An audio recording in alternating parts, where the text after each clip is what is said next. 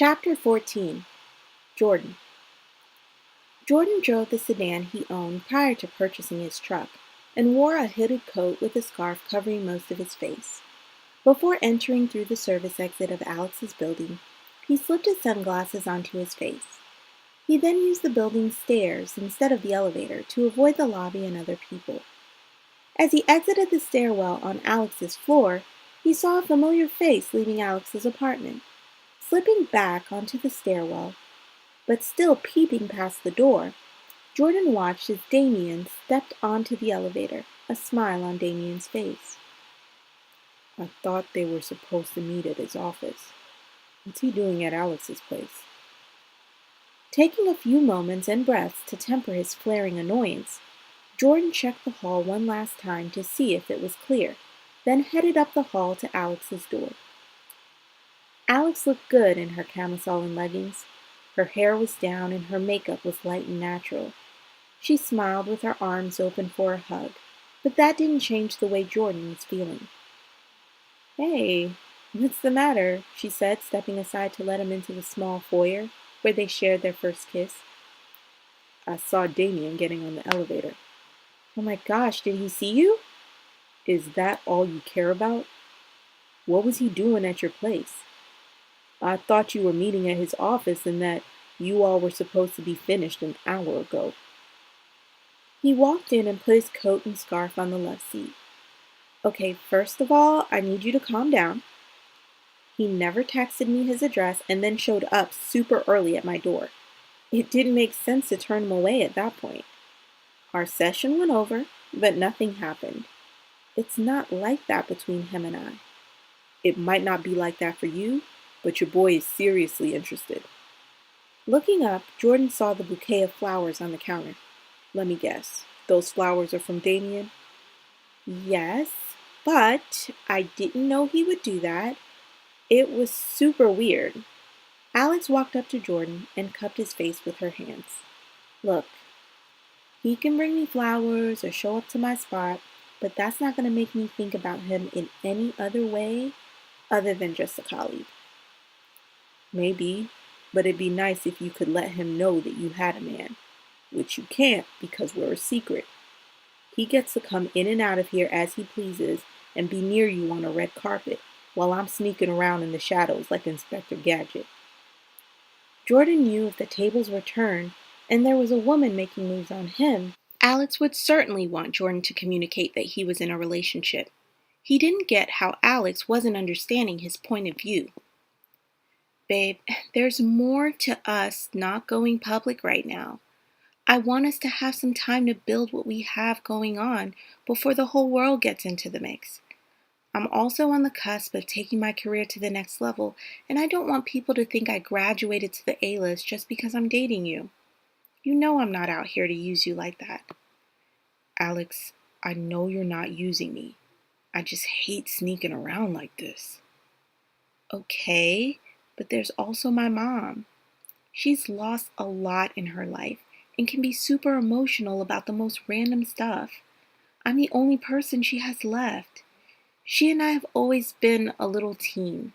She might feel like a third wheel when she realizes how serious we are. I get that, but honesty is the best policy. Besides, with your career on the rise, she might surprise you and feel more comfortable with you having someone else in your life. I think you don't give her enough credit. Sighing, Alex sat down on the couch, pulling Jordan down next to her. "Don't worry about Damien, or my mom, or any of that stuff. We're not going to be a secret forever. Rule number 4, never give up on us." Jordan nodded. "All right." Then he pulled her onto his lap. Are you hungry, or are we supposed to eat those flowers? "You're always trying to feed me. I'm already thick like a Twix," Alex said, shaking her head. "I'm trying to get you thicker than a Snicker, though," Jordan replied, laughing. "Well, I actually plan on cooking you something. Come help me in the kitchen." Jordan and Alex stayed in, cooking and watching television until late that night. When he left her apartment, he felt reassured of their relationship and his growing feelings for her. While driving to the studio the following morning, Jordan was on top of the world. He went to bed and woke up with Alex on his mind. He'd had his fair share of flings and even one or two more serious relationships, but nothing compared to how Alex made him feel. Jordan's cell phone was linked to his truck's speakers via Bluetooth, so when he heard an automated voice say, "Call from Dad," he turned his radio's volume up and answered from the wheel. "What's up, Dad?" "Hey, son. Just calling to see how things are going." "Man, things are amazing. I got a few meetings at the studio today about some projects they want me to look at. Then I'm gonna hit Alex up and see what she's up to." "Alex, huh? She was really nice. Your mother and I liked her a lot."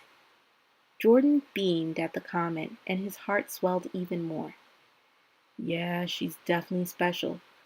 I really care about her and want to take things to the next level, but I don't want to risk losing her. I know it sounds crazy, but I think I might be falling for her." "Well, let me tell you something about love, son. As a man, you have to take risks for those you love. They may not always feel the same way you do, but if you don't put yourself out there for her, it's your fault if you lose her. You're going to feel how you're going to feel. And as long as you lay it out there, you've done your part. Then you got to sit back and let her make her choices." "She should never be mad at you for taking the initiative." Jordan let his father's words sink in. He was falling in love with Alex, and he would feel terrible for the rest of his life if he wasn't true to himself and didn't give their relationship the best chance possible. His meetings with the studio went well, and Jordan was on a double high off of love and excitement about his new projects. Walking through the lobby, he stopped in his tracks when he saw Pamela Montgomery making her way across the marble floor. Reflecting once again on his father's words, Jordan decided it was now or never. Jogging over to Pamela, Jordan was determined to make a great impression. "Excuse me, Miss Montgomery. Hello, I'm Jordan W." He smiled and extended a hand to her. Not taking his hand, she responded, "I know who you are. Everyone knows who you are." Taking that as a compliment, Jordan continued. "Right.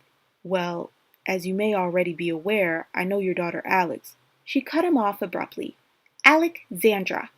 She has a very lovely name. I hate when people cut it short," she said tersely. Damn, maybe Alex was right. Or maybe she's just having a bad day. "Yes, Alexandra. Her name is fantastic. But I just wanted to introduce myself and let you know that I admire you both for being such strong and resilient women of color in Hollywood." And once again, he was interrupted by Pamela. "Look, Jordan, I appreciate what you're trying to do, but if you have any real feelings for my daughter, you would leave her alone. Alex and I have worked tooth and nail to get where we are in this business. You think 5 years ago I could call up a major studio and get penciled in for a meeting on behalf of my daughter? I wasn't even allowed in the building. That took work.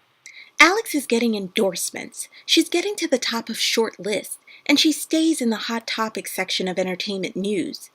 This is just in the past 6 months, and she has to remain focused to keep this momentum. So that maybe one day she could be like you. Do us both a favor and just stay away." "Miss Montgomery, it's not like that. I'm not trying to hurt or distract her." "It's never like that, Jordan, until it is. Let her have her moment, please. Then, when she's established, you can go barking up her tree. Unless you don't believe she's worth waiting for." Barking up her tree, Jordan thought. Did she just low-key call me a dog? Completely caught off guard, Jordan stood speechless. "Jordan, if you'll excuse me, I have a meeting to attend." With that, Pamela Montgomery continued on, clicking her heels through the lobby and towards the security desk. Rubbing his face, he wondered how Pamela Montgomery already knew he and Alex were together. He was also feeling like he'd made a huge mistake. Alex tried to warn him, but he had to go fight for their love. Now, because of his actions, he might be left with nothing to fight for.